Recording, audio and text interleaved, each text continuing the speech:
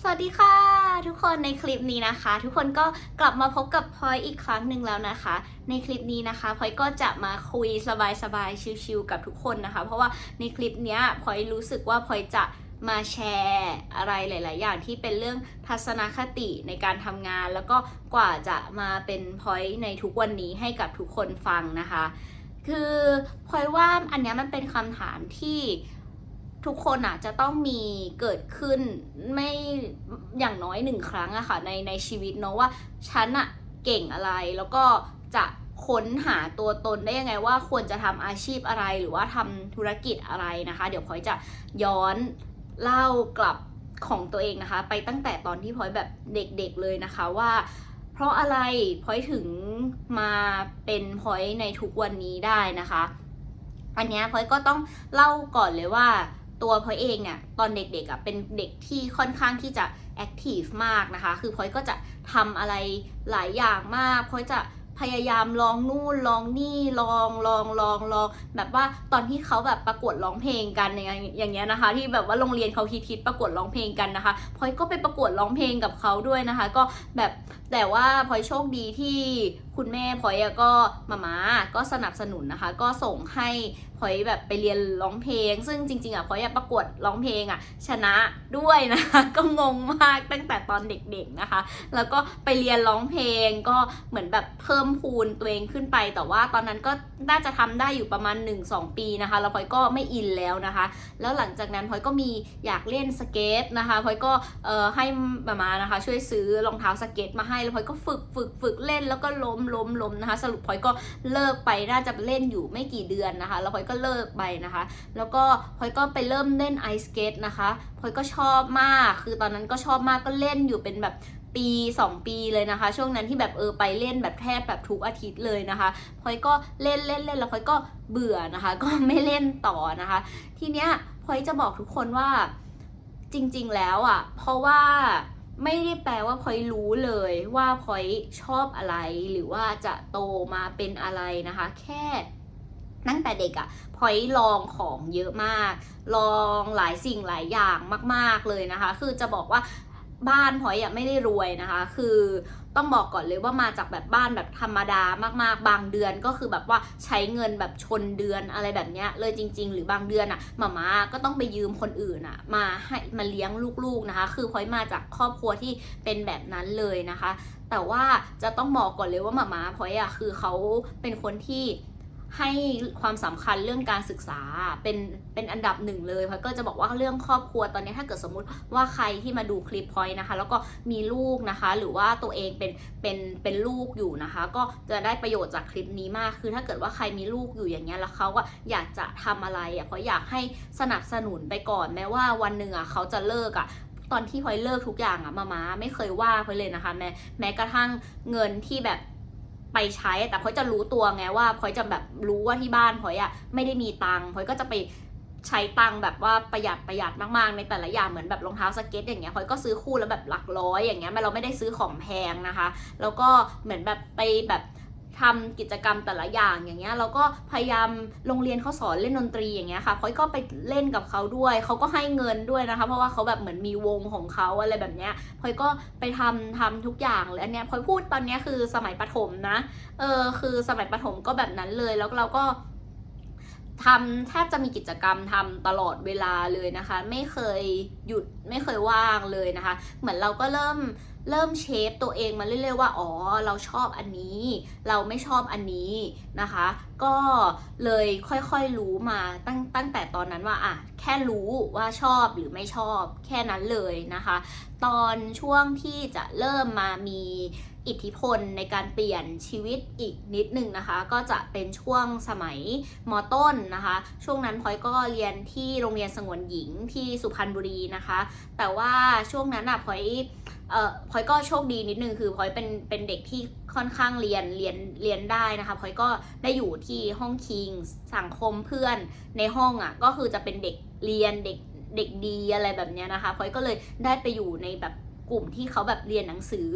นะคะพลอยก็ชอบเรียนอีกเพราะพลอยรู้สึกว่าเวลาพลอยทำอะไรพลอยอยากทำสุดพลอยไม่อยากทำแบบว่า ครึ่งกลางๆตอนเรียนพลอยก็เลยเรียนหนังสือแบบเรียนกับเพื่อนเขามานะคะตอนจบพลอยก็จบ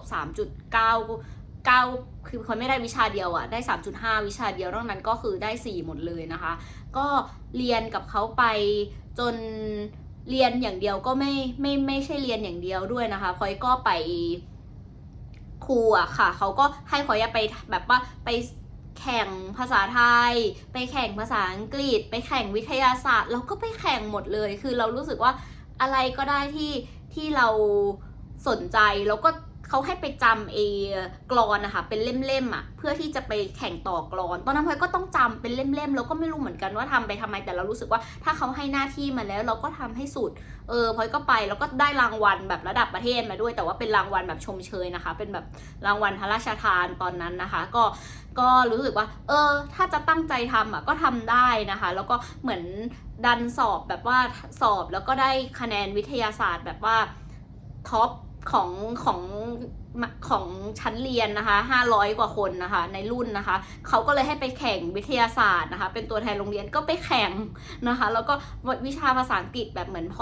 พอพูดได้ในช่วงนั้นนะคะแบบว่าไม่ได้พูดได้แบบได้นะคือเป็นเด็กบ้านนอกคือมาจากสุพรรณแต่เราแค่รู้สึกว่าก็อยากลองอยากฝึกดูนะคะทีเนี้ยพลอยก็เลยคุณครูเขาก็ให้โอกาสก็ให้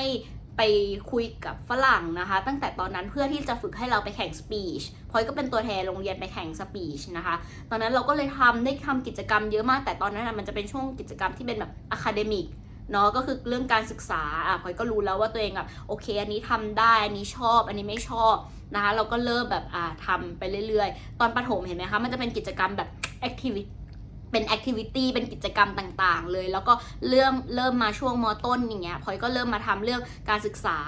พลอยก็รู้แล้วว่าตัวเองชอบนะคะเรื่องการศึกษาแล้วก็ทีนี้ตอนม.ปลายพลอยก็มาเรียนที่โรงเรียนหอวังนะคะที่มาเรียนที่หอวังพลอยก็ไม่ได้สอบเข้านะคะพลอยก็ยื่นผลงานเข้าพอดีตอนม.ต้นที่พลอยบอกไปว่าพลอยทำกิจกรรมเยอะมากพลอยก็เลยมีผลงานที่จะแบบไปยื่นให้เขาได้แล้วพลอยก็เข้าหอวังได้เข้าไปอยู่ห้องคิงด้วยเพราะว่าเกรดเราดีนะคะทีนี้ก็ตอนที่เรียนที่หอวังอย่างเงี้ยช่วงนั้นพลอยจะบอกเลยว่ามันเป็นช่วงที่พลอยแบบค่อนข้างมองตัวเองไม่ออกมันไม่ออกจริงๆเพราะว่ามันก็ยังเด็กมากมันไม่ใช่เด็กแบบเนี่ยมันเป็นเหมือนช่วงรอยต่อว่าฉันจะทำอะไรกับชีวิตพลอยเลยบอกว่าช่วงนั้นน่าจะเป็นช่วงที่หลายๆคนเจออยู่ว่าฉันจะทำอะไรกับชีวิตช่วงนั้นพลอยก็ lost เลยพลอยก็แค่ทำหน้าที่ของตัวเองให้ดีที่สุดนะคะก็คือเรียนหนังสือแล้วก็เรียนพิเศษพลอยไม่ทำอย่างอื่นเพิ่มเลยเพราะว่าตอนนั้นพลอยรู้ว่าเป้าหมายของพลอยคือพลอยอยากเข้าจุฬาแค่นั้นเลยนะคะพลอยก็เลยตั้งใจเรียนอย่างเดียว3 ปีที่หอวังเพราะไม่ได้ทำอะไรเลยนอกจากเรียนหนังสือแล้วกลับบ้านแล้วก็ไปเรียนพิเศษนะคะช่วงนั้นมันก็เป็นช่วง loss ช่วงหนึ่งของพลอยนะคะพลอยก็เลยจะบอกว่าแต่ละชีวิตมันมีหลายช่วงให้เราแบบเรียนรู้เนาะทีเนี้ยตอนเริ่มจะมารู้ว่าตัวเองชอบทำธุรกิจนะคะก็คือเริ่มช่วงสมัยมหาวิทยาลัยเพราะว่าแบบคณะที่พลอยเรียนมันคือคณะนิติศาสตร์แล้วพลอยไม่ชอบเลยคือพลอยไม่ได้มีความสุขกับการเรียนตรงนั้นแล้วพลอยก็เลยรู้สึกว่างั้นเราก็ไปหากิจกรรมอย่างอื่นทำเพิ่มนะคะพลอยก็เลยเริ่มทำแบบว่าเริ่มไปทำกิจกรรมเริ่มไปอยู่ชมรมซึ่งเขาก็จะให้พลอยมาทำเป็นเรื่อง finance เลยเป็นเฮดเรื่อง finance ซึ่งfinance ก็คือการหาเงินเข้าชมรมนั่นแหละแล้วเราก็รู้สึกว่าเฮ้ยทำไมฉันต้องมาหาเงินเพื่อให้คนในชมรมตอนนั้นน่าจะมีหลากหลาย10เป็น100ค่ะก็ต้องให้ทุกคนใช้เพื่อเอาไปทำกิจกรรมพลอยเป็นคนเดียวเลยนะพลอยต้องหาเงินเพื่อให้ทุกคนใช้แต่ตอนจุดนั้นพลอยก็รู้สึกว่ามันเหมือนมันทำให้เรารู้สึกว่าเราก็ทำได้ตอนนั้นไม่มีความสุขเลยนะเพราะรู้สึกว่าทำไมฉันต้องแบบไปหาเงินอะไรแบบนี้แต่สุดท้ายแล้วตอนที่เราไปหาเงินแล้วค่ะเราก็รู้สึกว่าเฮ้ยเราทำได้แล้วก็มันทำให้พลอยเปลี่ยนทัศนคติอะไรบางอย่างไปว่าเฮ้ยการหาเงินมันไม่ได้ยากอย่างที่คิดนะคะคือมันหาได้หาง่ายแล้วช่วงนั้นพลอยก็มีเริ่มที่บอกไปในคลิปว่าพลอยมาเป็นพลอยวันนี้ได้ยังไงเพราะว่าตอนนั้นพลอยก็เริ่มหาเงินจากการขายหนังสือมือสองอะไรแบบนี้แล้วนะคะคือเราก็เริ่มรู้แล้วการหาเงินมันหาได้มันไม่ได้ง่ายพลอยก็เริ่มสนุกตอนนี้พลอยก็เริ่มสนุกกับมันแล้วว่ามันเป็น เป็นทางของเริ่มเป็นทางของเราแล้วแต่ตอนนั้นยังไม่ได้หาเงินได้เยอะนะคะก็ค่อยๆมาเรื่อยๆทีเนี้ยพอยเลยจะบอกกับทุกคนว่าจริงๆแล้วอะค่ะการที่เราจะรู้ว่าเราชอบอะไรหรือเราไม่ชอบอะไรหรือเราจะเป็นใครเราจะไปทำอาชีพไหนอย่างเงี้ยพอยผ่านมาเยอะมากทุกคนพอยทำทุกอย่างที่เด็กในวัยนั้นจะทำได้นะคะคือที่บอกไปว่าช่วงสมัยหอวังพอยไม่ได้ทำอะไรเลยแต่จะบอกว่าพอยเรียนพิเศษเยอะมากนะ ไม่มีใครเรียนพิเศษสู้พอยได้แน่นอนคือแบบว่าเรียนตั้งแต่แบบ8 โมงเช้าถึง3 ทุ่มอะไรประมาณนั้นคือเรียนแบบนั้นเลยแล้ววันธรรมดาก็คือเรียนหนังสือเพราะว่าตอนนั้นคือตั้งใจอย่างเดียวคือเรียนหนังสือนะคะก็คือทำให้สุดไปเราจะได้รู้ว่าเราชอบอะไรเราไม่ชอบอะไรประมาณนี้พอยก็เลยจะบอกว่ามันคือการที่จะรู้ว่าเราเป็นใครหรืออะไรยังไงมันคือการลองเราเกิดมารอบเนี้ยเรายัง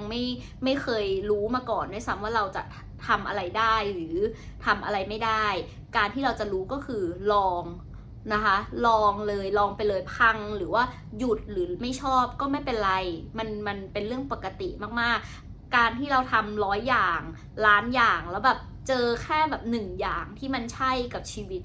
มันก็คือแบบสุดๆแล้วนะคะคืออันนี้มันก็จะมาลิงก์กับชีวิตของพอยในการทำธุรกิจตอนนี้ด้วยที่ทุกคนเห็นว่าเหมือนแบบว่าเฮ้ยทำอันนู้นก็สำเร็จทำอันนี้ก็สำเร็จทุกคนไม่ได้มารู้จริงๆว่าจริงๆแล้วพอยทำอะไรอีกเยอะมากที่มันไม่สำเร็จนะคะคือความสำเร็จที่มันเห็นมันเป็นแค่แบบส่วนเล็กๆมากๆเลยเพราะว่าเราทำมาเยอะมากจริงๆพอยมีทำธุรกิจที่เจ๊งเดี๋ยวพอยจะพูดเลยนะพอยทำธุรกิจที่เจ๊งหลักล้านก็มีหลายตัว คือเหมือนที่พอยเปิดคาเฟ่ที่สุพรรณนะคะทีรูมตัวนั้นพอยก็ลงทุนหลักล้านนะคะแล้วเราตอนนั้นเราอยากทำเราเหมือนแบบคันที่จะทำนึกออกว่าเราไม่รู้ว่ามันจะเป็นยังไงแต่เราแค่อยากจะเปิดร้านแล้วก็ลงทุนแบบหลักล้านแล้วไปเปิดที่ไหนไปเปิดที่สุพรรณบุรีนะคะพอยก็เจ๊งหลักล้านเหมือนกันนะคะแล้วพอยก็ทำอะไรกันที่เจ๊งก็ที่ไปเปิดร้านที่สยามนะคะอันนั้นพอยก็ค่าเช่าที่ก็200,000 กว่าบาทต่อเดือนนะพอยอยู่3 เดือนก็จะล้านค่าล้านอีกเป็นเกือบล้านอันนั้นก็ล้านกว่าบาทอันนั้นก็เจ๊งนะคะเงินก็ได้มาไม่cover อย่างแน่นอนได้มาแบบนิดเดียวมากๆวัตถุดิบอีกหลักหลายแสนนะคะอันนั้นก็เจ๊งนะคะคือพลอยก็เลยจะบอกเลยว่าตอนที่เจ๊งตอนนั้นใจพลอยเป็นยังไงพลอยก็ขำเพราะว่ามันไม่ใช่เงินน้อยสำหรับพลอยนะเอาจริงๆมันก็มีช่วงที่เวลาที่พลอยลำบากแต่ว่าการที่พลอยไม่ไปเครียดกับมันว่าเราทำเงินล้านหายเราทำเงินแบบเยอะหายอย่างเงี้ยมันทำให้ใจเราเดินทางต่อได้แล้วค้นหาต่อไปว่าเราจะทำอะไรแล้วมันสำเร็จนะคะคือที่ทุกคนมาเห็นคลิปพอยหลายๆอย่างว่าทำนู่นทำนี่สำเร็จทำอุ้ยมาโชว์นู่นโชว์นี่จริงๆมันไม่ใช่แบบนั้นนะคะคือคนเรามันก็มีเจ๊งอะไรหลายๆอย่างมามีประสบการณ์อะไรสอนเรานะคะเพราะตอนนี้พอยมาพูดได้ในวันนี้พอยก็เตรียมใจไว้ตลอดเวลาว่าในอนาคตจะเกิดอะไรขึ้นได้อีกบ้างซึ่งการเกิดอะไรขึ้นในอนาคตอย่างเงี้ยสิ่งที่พลอยสำคัญที่พลอยรู้ว่าตัวเองพลอยรอดแน่ๆเพราะว่าพลอยเป็นคนที่ปรับตัวเก่งมากนะคะคือพลอยอยู่ได้ในแบบทุกสถานการณ์เงินน้อยพลอยก็อยู่ได้เงินเยอะพลอยก็อยู่ได้อยู่อย่างมีความสุขแทบทุกสถานการณ์เลยนะคะคือจะไม่ทำตัวเองให้แบบเครียดตอนที่แบบเงินหายไปตอนนั้นพลอยแบบไม่เคยแบบไม่เศร้าไม่อะไรพลอยก็โอเคก็ช่วงตอนถามว่ามีเงินเหลือไหมก็ไม่ได้เหลือนะคะแต่ว่าแบบมันก็สนุกดีนึกออกไหมคะว่าเราก็ได้ลองแล้วว่าโอเคอันนี้มันไม่เวิร์กสำหรับเรานะพลอยก็เลยบอกทุกคนว่าความเฟลความล้มเหลวมันไม่ใช่ที่สุดของชีวิตคือมันไม่ใช่อะไรที่จะทำให้เราไปต่อไม่ได้แล้วก็เราจะไม่ได้สำเร็จวันหนึ่งนะไม่ว่าตอนนี้ทุกคนจะล้มเหลวหรือว่าอะไรอย่างเงี้ยลองทำไปเลยเพราะทุกการลองมันมีมูลค่าของมันนะคะพลอยจะบอกเลยว่าการลองมูลค่าหลักล้านของพลอยนั้นมันก็จะเพิ่มพูนของพลอยไปเยอะมากแล้วก็จะมีคอนเซปต์หนึ่งที่บอกว่าแบบเหมือนแบบอยากรวยเร็วอยากรวยแบบว่าอายุน้อยแบบแล้วก็รวยเร็วอะไรแบบนี้นะคะคือพลอยก็จะบอกว่าคนที่รวยเร็ว แล้วยั่งยืนมันก็อาจจะมีแต่ว่ามันก็ไม่ใช่ส่วนใหญ่ละกันเพราะว่าการที่เราได้อะไรมาง่ายๆในการที่เราได้อะไรมาเร็วๆอ่ะเราก็จะเสียมันไปแบบง่ายๆเร็วๆเหมือนกันนะคะทีเนี้ยคอนเซ็ปต์ที่พลอยจะบอกทุกคนเลยว่ามันสำคัญมากๆก็คือการที่รวยอย่างยั่งยืนแล้วก็มีคุณภาพนะคะอันนี้ตอนนี้เป็นคอนเซ็ปต์ในการใช้ชีวิตของพลอยเลยแล้วพลอยก็ทำแบบนั้นมาเรื่อยๆจนตอนนี้พลอยรู้เลยว่าพลอยจะเดินทางไปยังไงให้พลอยแข็งแรงอย่างยั่งยืนแล้วก็มีคุณภาพได้เรื่อยๆนะคะเพราะว่าเราเรียนรู้มาแล้วว่าเรารวยเร็วเราได้เงินล้านมาเร็วเราเงินหายไปเร็วคือแต่ตอนนี้พลอยรู้เลยว่าถ้าพลอยมีเงินเท่านี้หลักเนี้ยพลอยไปสร้างอะไรได้อีกบ้างทำอะไรได้อีกบ้างอาจจะเจ๊งบ้างอะไรบ้างพลอยรู้แล้วว่าอันนั้นมันไม่เวิร์กนะคะมันไม่เวิร์กปุ๊บพลอยก็ทำใหม่แต่ประเด็นคือพลอยทำเยอะทำเร็วคือคนบางคนเขาคิดเยอะแต่เขาไม่ลงมือทำแต่ของพลอยคิดแล้วพลอยทำเลยพลอยก็เลยรู้เร็วว่ามันไม่ใช่นะคะการที่เรารู้ว่ามันไม่ใช่นั่นแปลว่าเรายิ่งเข้าใกล้สิ่งที่เรารู้ว่ามันใช่แล้วนะคะพลอยก็เลยอยากจะฝากคลิปนี้ให้กับทุกคนที่อยากจะเริ่มทำธุรกิจนะคะหรืออยากจะค้นหาตัวเองว่าฉันจะเหมาะกับอาชีพอะไรหรือเป็นอะไรไม่ต้องกลัวนะคะทำไปเลยนะคะแล้วเดี๋ยววันหนึ่งเรารู้เองว่าอะไรคือสิ่งที่ใช่สำหรับเรานะคะคลิปนี้พลอยว่าน่าจะเป็นแบบกำลังใจแล้วก็แรงบันดาลใจให้กับหลายๆคนมากๆเลยนะคะถ้าเกิดว่าใครชอบหรือว่ามีคำถามอะไรก็พิมพ์ส่งมาคุยกับพลอยได้นะคะพลอยแบบยินดีที่จะตอบแล้วก็มีความสุขมากๆที่จะตอบนะคะสำหรับคลิปนี้นะคะพลอยไปแล้วค่ะบ๊ายบายสวัสดีค่ะ